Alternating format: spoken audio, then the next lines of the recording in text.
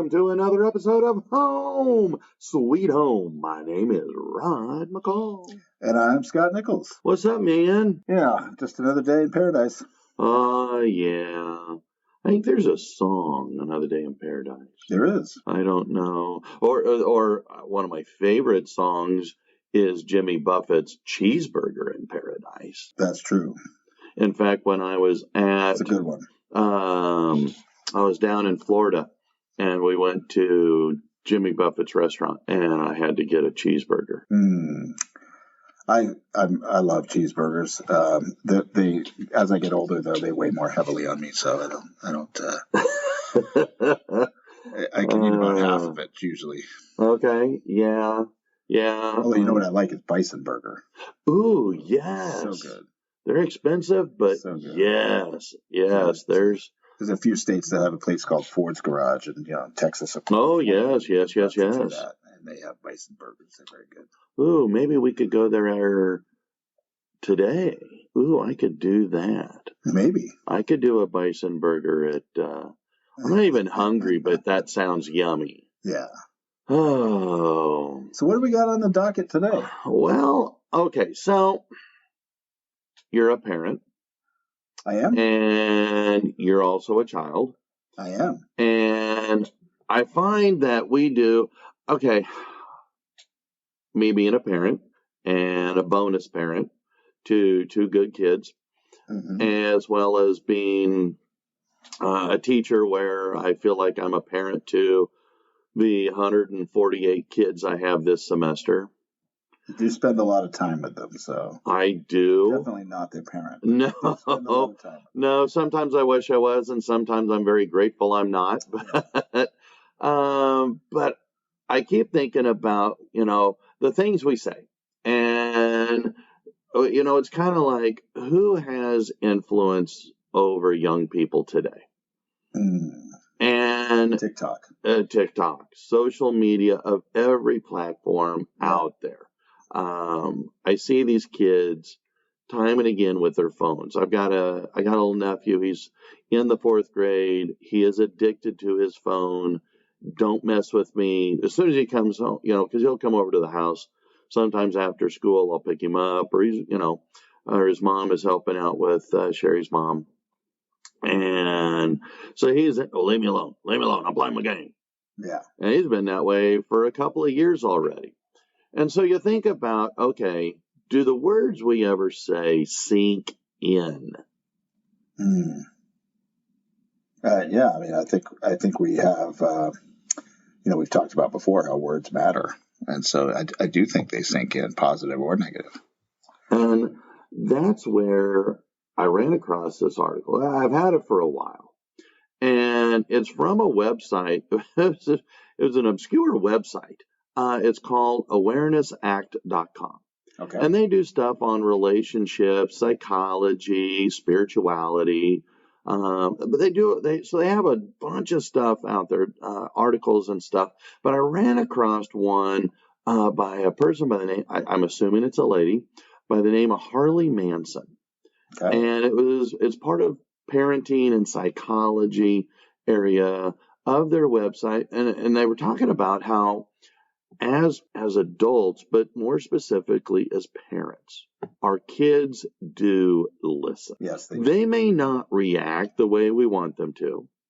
They may not respond the way we want them to. But our kids do hear the words that we say. And they can tell, and I've heard this many times from many different places, but kids do understand, and they can ferret out truth from baloney better than most.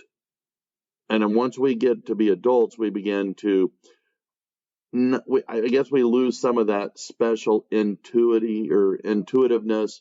And I don't know, but little kids can ferret out truth from baloney better than most adults can. Okay.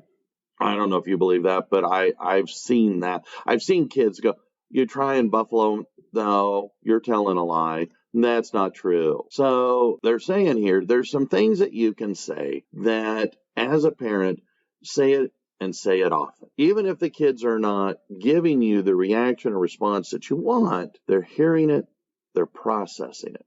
And sometimes they need to hear it even if they don't want to hear it. What kinds of things are we talking about? Well, okay, for one, they were saying, and I thought maybe this just goes, growing up Catholic, but I truly do believe it. And I'm trying better to act as an adult this way, but treat others as you would want to be treated. That's a good one. And that's in, a lot of faiths. Okay. So. Well, and I've discovered that as I've moved around the world and or interacted with the world. I haven't really traveled all over the world, but and I sometimes feel like we don't do that. We don't do that much to each other. I mean, somebody's trying to, merge into your lane. Do you let them in? When you're walking out the door, do you hold the door for the next person walking in? Mm-hmm. I mean, do we truly do this? But we need to teach our children this, say it and practice it. Yeah. And so I thought, imagine how the world would be if we all treated each other the way we wanted to be treated. Wow. I think it could be a little bit different than it is. I think so too. And so, but they were saying, when you're teaching, you got your little kid, they're 2 years old, they're 3 years old. You got your grandson, Charlie. Mm-hmm. And, I would imagine you would teach him this, but is it something that we continue to say? And is it something we continue to practice as we get older and as we're dealing with our older children? I mean, like I say, I got 2 bonus kids, and they're 25 and 28. Yeah. And I don't know that I do a good enough job of not just saying, but demonstrating, treat others as you'd want to be treated. I think one of the hardest things for us to do is to actually live the things that we say. Right.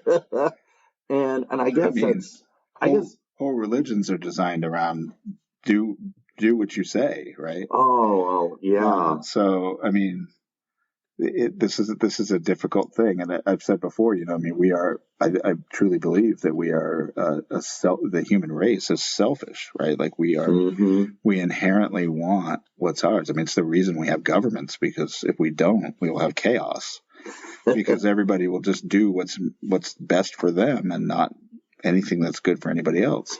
Well, to go with that, to quote James Madison, if men were angels, we would have no need for government. That's true. So, but anyway, treat others as you would like to be treated is one thing that we should always say it frequently, and do our best to model it. Right. All right, so there's something else. And again, there's a list of 10 things. 10 things that you should always say to your child again and again and again, no matter how old they are. Okay, so that's where I'm coming from on this one. So another thing, and I will tell you, this one I did not appreciate when I was a kid, but I truly understand the value and merit today as an adult, and that is be grateful for every moment you have. That is a good one, right? And this is something we should tell our kids, definitely. Mm-hmm. And we should exhibit that, right? I mean, by just enjoying and being grateful for every moment we have with them. Yeah, I mean, there are times that I have a lot of regret. Mm-hmm. When going through the divorce, and Eric would come over, and I would get a chance to sleep in, and he would wake up, come from his bedroom, and he'd want to play. We'd want to, hey, let's go do something. Let's go do this. And I go, hey, I'm really tired. Why don't you go ahead and play on my computer, play your games. And I would try and get an extra hour and a half of sleep. Right. I regret that now. Yeah. And I mean, there's times where, I regret some of the things growing up that I had opportunities to engage with my grandparents that now I wished I had in a different way, in a better way. And so again, or with friends. There's so many things that I didn't appreciate. I didn't live in the moment, and I go, well, man, I can't wait for this to be over, or I can't wait for this to happen. And so I was always wishing for what I didn't have, Right. rather than appreciating what I did have. Yeah, I think that's super important, right? Just spending time doing things. I mean, we have this newer tradition that we have in our family. Of course, my kids are all grown up, right? And I have a grandson, and but we have a family game night that we do, and we protect that time, and we get together and we eat some food, and we have we play some games, and there's no TV involved or phones or any of that stuff. We have a good time, and I really value that now. I think that's really important that you get together with your kids, that you do things. And I wish I had done that more when I was a younger parent. And unfortunately, my situation economically necessitated me working lots of different jobs, and so that was difficult. But even then, I found some time to, for a while I did some tow truck driving on the side, and I found some time to take my kids with me occasionally, one at a time. But had some fun experiences, things that we remember to this day. Yeah. What kind of memories can you make that are not phones or television or, those things are important. Yeah. And that's where, my siblings have reminded me that while we may not have lived life in the lap of luxury and had all the things that money could buy, our parents created memories. Right. And I got a very dear friend of mine that he says, stuff is just stuff. Life's about relationships. And with that ties in, be grateful with the time that you have, live in the moment, and enjoy those people around you. Yeah. So, but again, this is something that you tell your kids, look, well, I wish we had this, or I can't wait for that. Well, I wish this was over. Yeah. Well, it will be over. Be grateful. Live in the moment. Enjoy this. Let's look for a positive. Yeah. Anyway, I thought that was really as somebody that's gotten a little bit older and older and older and older, I understand these statements a little bit better. And my parents did say these things. Yeah. And I blew them off, but now I better understand, once I got a little bit older, what the value truly was. It's funny how wisdom and understanding comes with age. Yeah, late in life. Too late sometimes. But so is there more? There is. And this one, I say this all the time to my students. And I even say it to my nephews, but always give your best. It's easy to half step. It's easy to just do below average. Absolutely. But that is the easy road. But what is easy isn't always right. What is right isn't always easy. But if at the end of the day you put forth your best effort, and okay, you don't have to win the trophy, you don't have to win first prize, but if you look and you go, you know what, I did my best. Yeah. I tried hard, and I gave it everything I had. If you can look yourself in the mirror and be 100% honest in that statement, then that's good enough. I agree. But always give your best. I think it's tough in this consumer culture, particularly for kids, right? I mean, we want things instant. And very few good things in life come instant.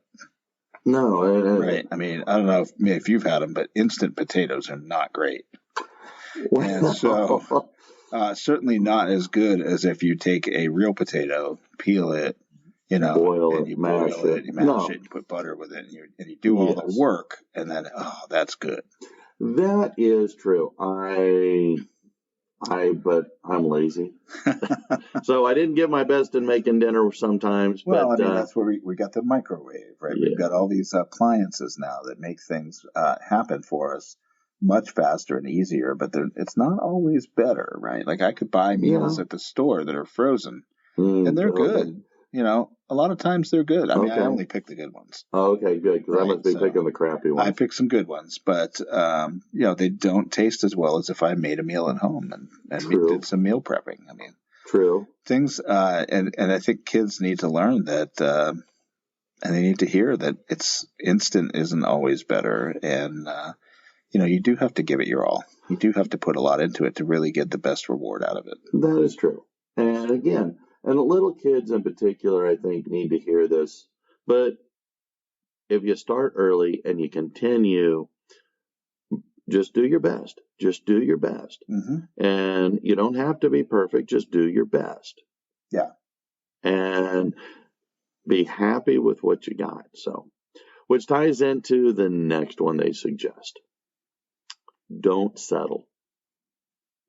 Don't be just good enough. Hey, just because this is the bare minimum doesn't mean that's where you should stop. Right. Don't settle, because, and I can say from personal experience, when you start settling, then it's hard to push the boundaries to be better, because you want that trophy. It's kind of like me. I want to be skinny, Right.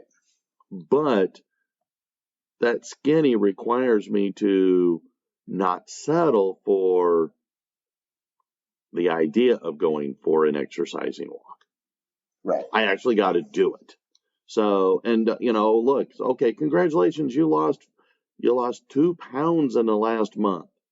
Okay, well, good. I'm done then. Mm-hmm. Well, that's fine if you want to be done, and if that's your goal, then great. But if your goal was 10 pounds, sure, don't settle for 2. And I see a lot of our students. I see this in a lot of young people. Well, I'll just do this and that'll be good enough. And I think that that happens a lot with students because they don't see the value of the learning that they might be doing in whatever content area that is.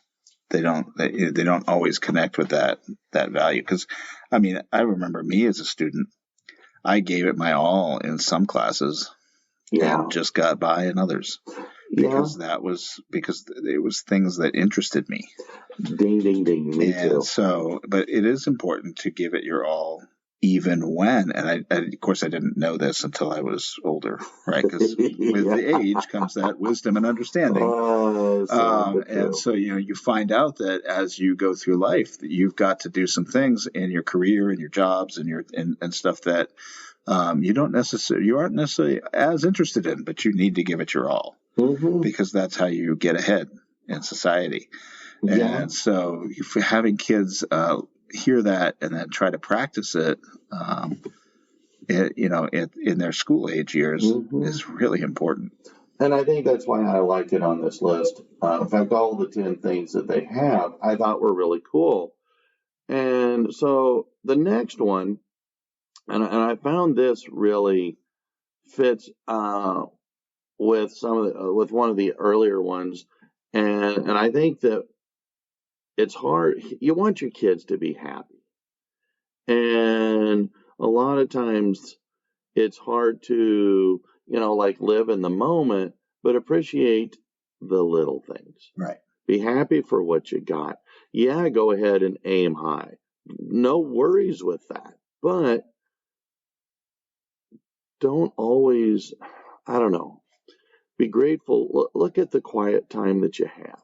Yeah. I mean, I wish we could have gone camping more when I was a kid. Oh, I love camping. And but I never really took full measure of all of that. My dad had season tickets to KU basketball, and I got spoiled with that. And when I got older, I wished I could have done that more with my dad. Yeah.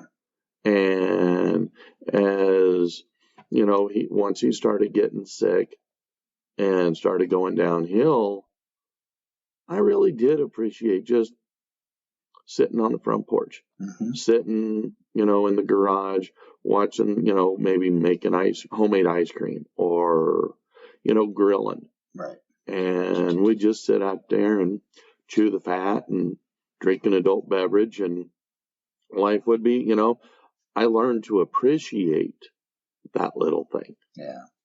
We've you and I maybe grew up similarly.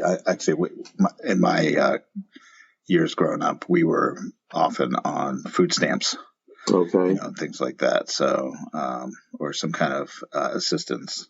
Mm-hmm. We didn't buy the greatest groceries. We didn't do all those things. And I mentioned before, I watched a lot of kids get things at school or go on vacations that, I never got to do.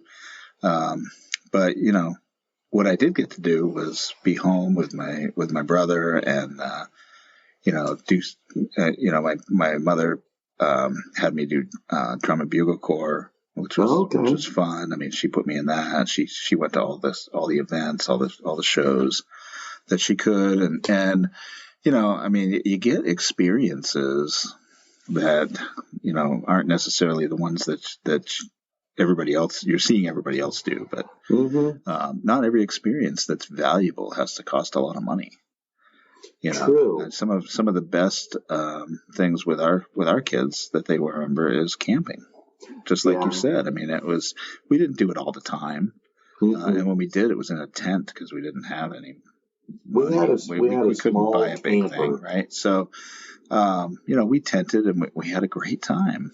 And there was no, that was in an age of no phones, and all that stuff. I mean, but just having a fire and collecting the wood in the woods or going for walks, doing whatever. I mean, those are great things. And I think that in our society of instant gratification and very expensive devices, we've lost sight of the simplicity that can be and the value in those simplistic moments in time, right? And it goes back to kind of the love languages, like quality time, right? That's important. Well, and I think you mentioned before about family game night. Yeah, that's just a little thing. All right, that is a little thing, but you're finding value, but so are your kids because they keep wanting to participate in it. And so again, it's that it's a little thing, but it's actually maybe a big thing. Absolutely. Value the little things. So, all right. So I got another one here. And this one here, I see this a lot. Right. And that is a failure. A lot of young people, a lot of kids are afraid to fail. I need to be perfect. And I guess because I have failed at so many things, right, the idea that you can always start over is no big deal to me, but it's something to constantly, I think, needs to be reminded, especially of younger kids, but even our older kids as well. But hey, so you screwed up. So what? Start again. Right. Try over. You know what? Learn from your mistake and move forward. It's okay to fail. Exactly. You can always start over. In fact, I mean, failing is the first part of learning. Yeah. Right? I mean, if you're perfect in everything you do, then what have you learned? Exactly. And so, again, the idea that you can start over. I mean, that was one of the beautiful things about video games. I could save my spot. I could start over.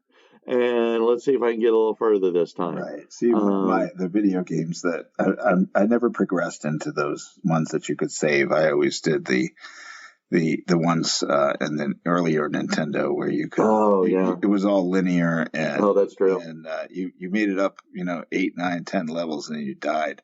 And then you had to start completely over. Right. Oh, that's true. But I got really good at those 8, 9 levels. Right. Yeah. Just never really got too much beyond them, but it's still fun. But yeah, I mean, it's tough when you're a kid. Yeah. And so I think, again, reiterating these phrases, I think it can help address some of, that frustration, anxiety that they are feeling of, I've got to be perfect. I think as parents, we've collectively put on, as a culture, a lot of pressure on students through all the testing and things like that has come up from. I mean, it starts in elementary school. Yeah, or the idea of homework. Kindergartners have homework. And then you go into middle school and it gets more pressure along with all the hormonal changes. And then you get to high school and we've made it seem like high school is that pivotal make or break moment in your life or something. And it's just not. No. It's a chance for you to learn lots of different content and content areas and see where you might be best. Yeah. And kind of find yourself in that. And so there's going to be areas of failure and areas of success. And so what? Yeah. Right? I mean, and any failure just shows you where you can work harder to get better. And that ties in with the next item that That's they awesome. said that you should, the things, again, you should say to your kid time and time again is that you don't have to have it all figured out right now. No, really? And I when you were talking about, you don't have to, or to tie in with this and carry on what you were saying moments ago, I teach seniors, you teach seniors. Yeah. And we tell them, all right, well, you're graduating high school. What are you going to do? What are you going to do for the rest of your life? Mm-hmm. And it's like, I had no bleeping clue what I wanted to do when I graduated high school. I mean, crying out loud, I'll tell you straight up what I have done for my life for different careers. None of it was on my radar when I graduated high school. Right. I did not have it figured out. And I feel that, there's a lot of push and pressure on these kids to have it figured out. And I don't know that we always provide them with the right tools to help guide them. So the idea, look, you don't have to have it figured out right now. Just try. Try this, try that. Exactly. I don't have any statistics on it, but my guess is that the majority of adults are not doing the thing that they started out doing after high school. No. And you can take that all the way back to college, right? Like whatever you went to college to do, whatever your major was going to be, there's a pretty good chance that you changed your major because most people do, right? So you change what you're going to do throughout life. Now, I've had like 5 or 6 different careers, and they've all been fun. They've all contributed to some things, some knowledge that I have, and they've all helped me in the next one. But you don't always know. Like your life isn't mapped out for you, right? I love that movie, The Adjustment Bureau, where it's all mapped out. You got to follow the plan. Yeah. And I don't want to give away the end, but I mean, ultimately, right? You get to decide what your future is going to be, and you're going to have to kind of adjust that over time. And so I think that as parents, it's okay to say to our kids, you don't have to have it all figured out now. Exactly. And just look, you can always change. To go back to the last thing, you can start over. I mean, crying out loud, here I am in my early 50s, and I'm looking to start a new career. Mm-hmm. And it's not something that I would have ever thought of even as recent as 10 years ago. Sure. And so the idea of becoming a professional counselor, professional therapist, was nowhere near on my radar, especially not when I was a high school kid. Crying out loud. The idea, I tell this to the kids all the time, if somebody told me that I was going to be a high school teacher when I graduated high school, I would have told them all kinds of things that related to the word "you're nuts." Yeah. Because I did not like talking to strangers. I didn't like talking in big groups. I didn't like talking in front of people, even people I knew. I was shy. I was introverted. I was everything a teacher is not. Yeah. And it wouldn't have been it wouldn't have been on my radar either. Mm-mm. And yet, I've been doing this. I've been in education now for I'm trying to think, 17 years now. Okay. Gotcha.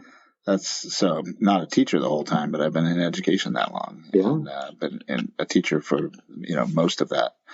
So I would not have thought that at all. So that's why I think it's good to let our kids know, tying in, this one, you don't have to figure it out right now. Yeah. And you can always start over. Well, if you don't like where you're headed, then okay, then try something else. Start over and, take lessons learned and move forward. Life's a journey. Enjoy the ride. Well, which goes back to enjoy the little things. Yes. So, all right. So I got a few left here. One, and this is, I think this is something that we adults need to listen to and practice as well. But don't let others steal your joy. Yes. Steal the moment. Be happy with your success. Yeah. And, a lot of times I feel like, again, you see this at school. Kids bully each other all the time. And when they do, you're stealing somebody else's success. Yeah. And so. Yeah, you're taking their joy. I mean, that's a hard one, right? Because you don't.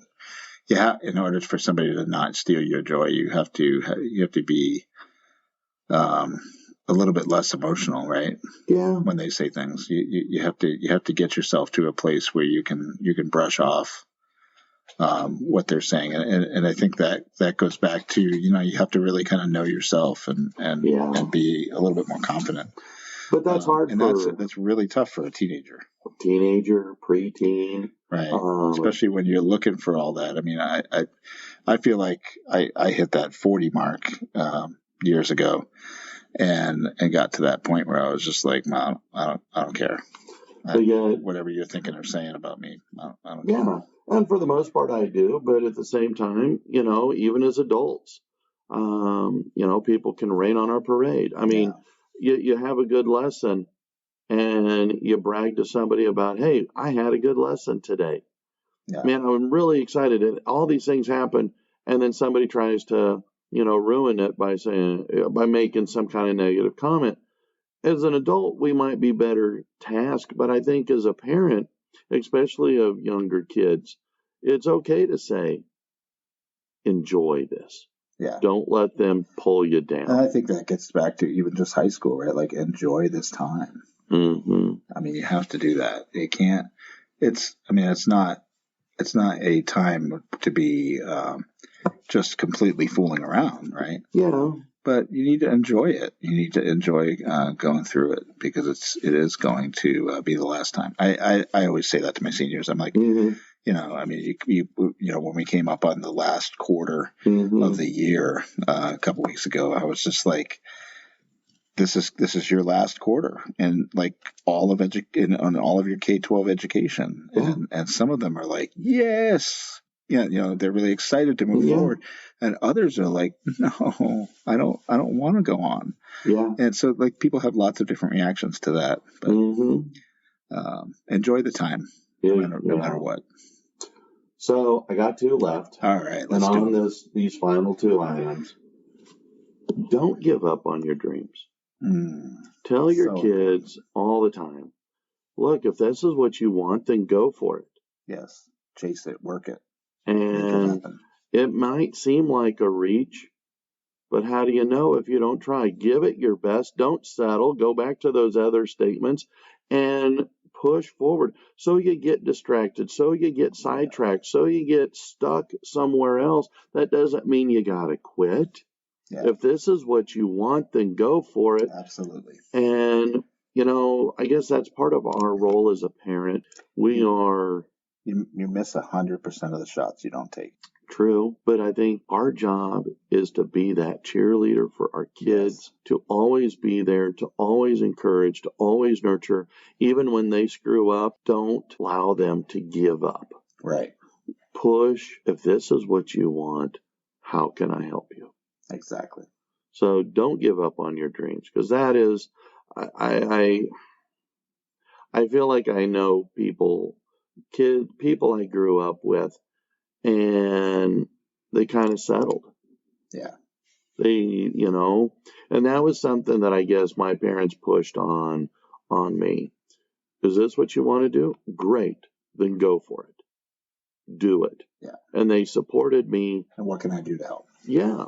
And I mean, even now, even with, even going through the divorce and the child custody fight for Eric, that was my dream.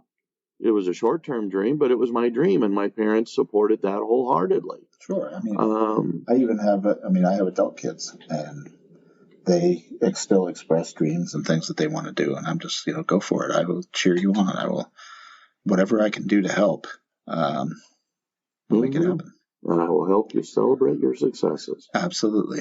Got to go do that. My son's getting his master's degree, and I'm gonna fly up to New England, right, and watch him walk for his master's degree. So outstanding. He didn't get to walk during the pandemic for his bachelor's degree, so see him walk for his master's degree. I mean, that's celebrating his dream of getting that. So, well, good for him. What's the last one? All right. And this is one that I am grateful for my parents, that they have always said this, no matter how many times I screwed up, no matter how many times my sisters derailed and went this direction or that direction, no matter how many times I screwed up, my parents always said this: I'm always here for you. I have watched Sherry do that for her children, and I think that that's probably one of the most powerful things that we as a parent, as an adult, people that work with kids, I mean, I tell my students this all the time: I'm here to help you. Yes. And that unconditional love and support, because, you and I did, well, I don't know about you, but I was pretty good at doing dumb stuff. Oh, I did a lot. And you might not even believe some of the dumb stuff I did. Well, I'm grateful that, some of the stuff I did, I'm just grateful that... If you were dumb, I was dumber. Okay. Well, there were no cell phones, and luckily fewer cops were around at those exact moments.